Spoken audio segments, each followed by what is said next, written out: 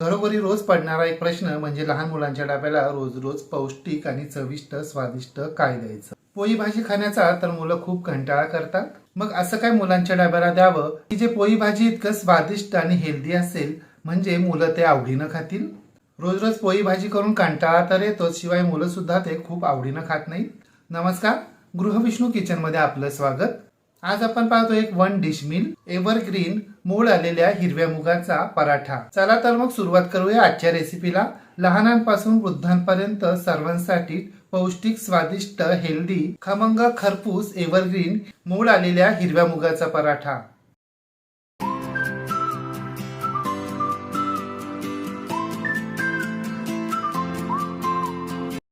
हिरव्या मुगाचे पराठे करण्यासाठी हे पहा, इथे आपल्याला एक मोठी वाटी मोड आलेले हिरवे मूग घ्यायचे. मुगांना मोड आणण्यासाठी आपल्याला हिरवे मूग दुपारी स्वच्छ धुवून भिजत घालायचे. 5-6 तासांनी आपले हे मूग छान भिजतात. मूग फुगल्यानंतर त्यातील पाणी काढून घ्यायचे. एका सुती कापडात बांधून झाकून बाजूला ठेवून द्यायचे. म्हणजे सकाळपर्यंत त्याला असे छान मोड येतात. आता मिक्सरच्या छोट्या भांड्यामध्ये हे पहा, आपल्याला या मुगांची भरड करून घ्यायची आहे. हे मूग आपल्याला खूप बारीक करून घ्यायची नाहीये, तर त्याची भरड म्हणजे जाडसर वाटून घ्यायचे. हे पहा, आपल्या मुगाची भरड करून झाली आहे, ते वाटून झालेत. आता ना तुम्ही म्हणजे आपले काही मूग अगदी अर्धवट सुद्धा दिसत आहेत. आता ही मुगाची भरड आपल्याला एका बाउलमध्ये काढून घ्यायची. आता यामध्ये पाव टीस्पून हळद, पाव टीस्पून हिंग, चवीप्रमाणे मीठ आणि 1 टीस्पून ओवा अशा प्रकारे हातानं क्रश करून घालायचं. यामुळे चव छान येते. यानंतर यामध्ये तिखट, हिरवी मिरची, आलं, लसूण यांची पेस्ट घालायची, ठेचा घालायचा.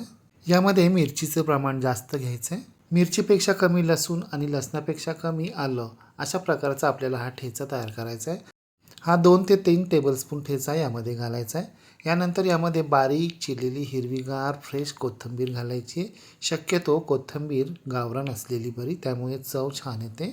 आता यामध्ये 1 वाटी गव्हाचं पीठ आणि अर्धी वाटी डाळीचं पीठ म्हणजेच बेसन पीठ घालायचं आहे. आणि आता हे सर्व मिश्रण प्रथम आपल्याला चमच्याच्या साहाय्यानं मिक्स करायचं आहे आणि नंतर मात्र हाताच्या साहाय्यानं हे व्यवस्थित मळून घ्यायचं आहे.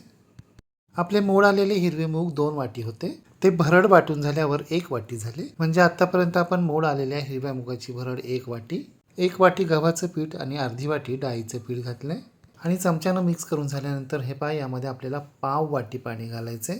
ज्या वाटीनं आपण गव्हाचं पीठ घेतलं होतं तीच पाव वाटी आपल्याला पाणी घालायचंय आणि हे मिश्रण हातानं मळण्यास सुरुवात करायची आहे. आपण इथे मोड आलेले हिरवे मूग वाटून घेतले, ते ओलसरच आहेत. आलं लसणाची पेस्टही ओलसर आहे, त्यामुळे इथे पीठ मळताना पाण्याचा वापर अत्यंत जपून करायचा आहे.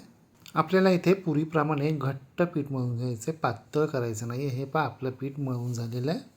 मळून झालेल्या पिठामध्ये आपण 1 टेबलस्पून तेल घालायचे आणि ते व्यवस्थित पुन्हा एकदा मळून घ्यायचे.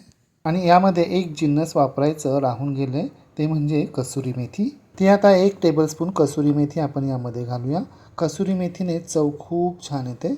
तुम्हाला जर फ्रेश मेथीचा वापर करायचा असेल तर तो सुद्धा तुम्ही इथे करू शकता, परंतु जर फ्रेश मेथीचा वापर केला तर पाणी आपल्याला आणखीन कमी वापरावं लागेल. कसुरी मेथी घातल्यानंतर पुन्हा एकदा हे पीठ आपल्याला व्यवस्थित मळून घ्यायचं, एकजीव करून घ्यायचं. मळलेल्या पिठाला तेलाचा हात लावून ते 10 मिनिटांसाठी झाकून बाजूला ठेवून द्यायचे. आपल्याला यापासून पराठे तयार करायचे, त्यामुळे आपल्याला हे पीठ घट्ट मळून घ्यायचे. आता झाकण काढायचे आणि पराठे लाटण्यास सुरुवात करायची. त्यासाठी आपल्याला या मिश्रणाच्या कणकेचा पोळीला म्हणजे चपातीला घेतो त्यापेक्षा मोठा गोळा घ्यायचा आहे आणि गव्हाच्या पिठामध्ये हा गोळा घोळवून पराठा लाटायला सुरुवात करायची. पराठा आपल्याला जाड लाटून घ्यायचा आहे, म्हणजे आपण रेग्युलर कोणतेही पराठे करतो ना, अगदी त्याप्रमाणे. आणि हा पराठा आपल्याला पोळीपेक्षा म्हणजे चपातीपेक्षा छोटा लाटून घ्यायचा आहे. सर्वसाधारणपणे आपली पोळी 6 इंचाची असते, त्यापेक्षा हा पराठा थोडा छोटा म्हणजे 4 इंचाचा लाटून घ्यायचा आहे. अर्थात तुम्ही तुमच्या आवडीप्रमाणे साईज कमी जास्त करायला काहीच हरकत नाही आहे, परंतु आपला पराठा जाड असायला हवा. जर पराठा पातळ केला तर तो थोडासा वातट होईल आणि कडकही होईल. पराठा लाटून झाल्यानंतर हे पहा, एखाद्या डब्याच्या साहाय्याने किंवा डब्याच्या झाकण्याच्या साहाय्यानं तो असा गोल कट करून घ्यायचा आहे, जेणेकरून आपले सर्व पराठे एकसारखे आकाराचे होतील. तुम्हाला जर अशा प्रकारे कट करून घ्यायचं नसेल तरी काहीच हरकत नाही, तुम्ही डायरेक्टही ते शेकून घेऊ शकता. कट झालेल्या कडा बाजूला काढून ठेवायच्या. पराठा कट करून झाल्यानंतर हे पहा, त्याच्या कडा बोटांच्या साहाय्यानं अशा थोड्याशा प्रेस करून घ्यायच्यात आणि कडांवर थोडंसं लाटणं फिरवून घ्यायचं, म्हणजे कट केलेला भाग दाबला जाईल आणि कोणाला कळणार सुद्धा नाही की आपण पराठे झाकणाच्या साहाय्यानं कट करून घेतलेत ते. हे पहा, आपण लाटून घेतलेल्या पराठ्याचा थिकनेस किमान इतका तरी असायला हवा. आता हा पराठा आपल्याला गरम करून तेल लावून घेतलेल्या तव्यावर हळुवारपणे ठेवायचा आहे आणि हा पराठा आपल्याला मध्यम आचेवर शेकायला सुरुवात करायची. एक 15-20 सेकंदानंतर हे पहा, आपल्याला हा पराठा हाताच्या साहाय्यानं असा गोल गोल फिरवत राहायचं आहे. यामुळे आपल्या पराठ्याला टेक्स्चर छान येतं, एकसारखं येतं. पराठा फिरवून झाल्यानंतर पराठ्यावर 1 टीस्पून तेल किंवा साजूक तूप घालायचं आहे आणि ते व्यवस्थित पसरवून घ्यायचं आहे. त्यानंतर उलटण्याच्या साहाय्यानं पराठा असा प्रेस करून घ्यायचा आहे आणि मग पलटी करून घ्यायचा आहे, उलट करून घ्यायचा आहे. उलट केल्यानंतर सुद्धा तो उलटण्याच्या साहाय्यानं अशा पद्धतीनं प्रेस करून घ्यायचा आहे. पराठा उलटण्याच्या साहाय्यानं गोल गोल फिरवायचा आहे, म्हणजे त्याला खालून टेक्स्चर छान येईल. यानंतर या पराठ्यावर आपल्या आवडीप्रमाणे तेल किंवा तूप सोडायचे आणि पराठा कडेनं आणि मध्यभागी व्यवस्थित प्रेस करून घ्यायचा, शेकून घ्यायचा आहे. आणि लक्षात ठेवा, आपल्याला हे पराठे मध्यम ते मोठ्या आचेवरच शेकून घ्यायचे. मंद आचेवर जर हे पराठे शेकले तर ते कडक होतील आणि वातटे होतील. आणि हो, आपले हे पराठे इतर पराठ्यांप्रमाणे नक्कीच टम्म फुगणार नाही आहेत, कारण यामध्ये आपण मूळ आलेले हिरवे मूग अर्धवट म्हणजे भरड करून घेतलेले आहेत आणि त्याचा वापर केला आहे. मिरची, आलं, लसूण यांची आपण बारीक पेस्ट तयार केली नाही आहे, तर त्याच्या ठेचाचा आपण वापर केला आहे. आणि शिवाय आपण हे पराठे आणखीन पौष्टिक व्हावेत आणि पाचक व्हावेत म्हणून गव्हाच्या पिठाचा वापर केला आहे. म्हणजे आपले हे पराठे लहान मुलांपासून ते अगदी आबालवृद्धांपर्यंत सर्वांसाठीच अगदी खूप फायदेशीर आहेत, पौष्टिक आहेत.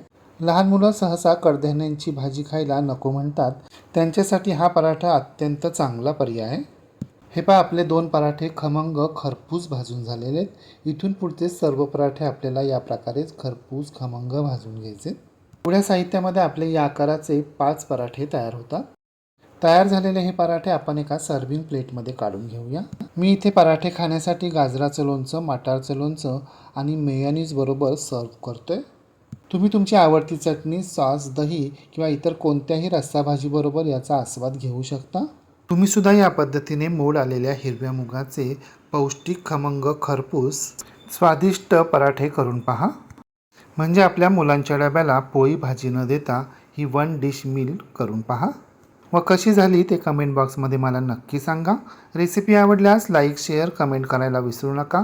आणि हो, तुम्ही जर अजूनही गृह विष्णू किचन चॅनलला सबस्क्राईब केलं नसेल तर प्लीज नक्की सबस्क्राईब करा. शेजारील बेलवर क्लिक करा, ऑल सिलेक्ट करा, म्हणजे माझ्या नवनवीन रेसिपींचे नोटिफिकेशन तुमच्या मोबाईलवर येतील. पुन्हा भेटूया अशाच एका नवीन रेसिपीसह. तोपर्यंत नमस्कार व रेसिपी शेवटपर्यंत पाहिल्याबद्दल धन्यवाद.